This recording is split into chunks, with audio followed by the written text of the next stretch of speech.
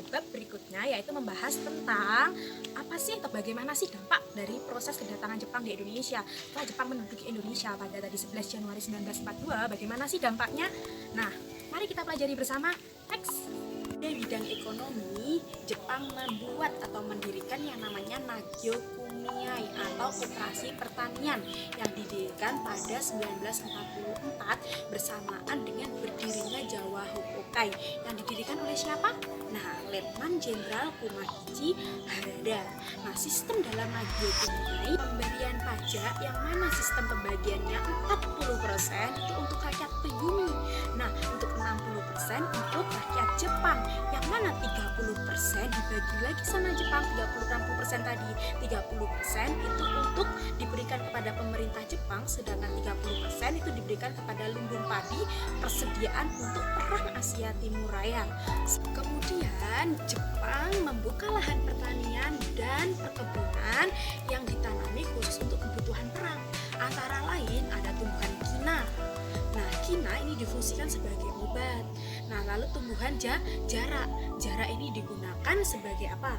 Nah, jarak ini digunakan sebagai pelumas senjata. Terus yang terakhir itu ada karet. Karet itu bisa digunakan untuk industri dan bahan bakar. Nah, Jepang itu juga membatasi tanaman-tanaman waktu penjajahan Belanda, seperti contohnya rempah-rempah. Dalam menerapkan sistem pendidikan Jepang di Indonesia, yang mana Jepang itu menghilangkan diskriminasi sosial. Jadi Jepang itu menghilangkan kelas sosial dalam pengenyam pendidikan. Jadi mau kelas atas, kelas bawah maupun kelas tengah itu boleh mengenyam pendidikan yang sama. Yang mana jenjang pendidikan dalam Jepang itu ada SD, SMP, dan SMA. Sama seperti sekarang ini. SD itu selama 6 tahun. Dalam bahasa Jepangnya apa? Gokumin Gakko.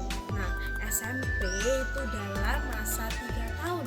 Nah, bahasa Jepangnya Sotoshu Gakko. Nah, dalam bidang SMA, dalam SMA ini juga selama 3 tahun namanya Gakko. Nah, selain itu Jepang itu juga memperbolehkan menyanyikan lagu Indonesia Raya, akan tetapi juga diiringi dengan lagu kebangsaan Jepang, yaitu adalah Kinigayo. Selain Gokumin Gakko, Shotoshu Gakko, dan Shugakko, Jepang itu juga mendirikan sekolah kejuruan seperti sekolah pertukangan dan seperti sekolah teknik. Selain itu, Jepang itu juga mendirikan perguruan tinggi, antara lain perguruan tinggi kedokteran yang ada di Jakarta dan perguruan tinggi teknik yang ada di Bandung.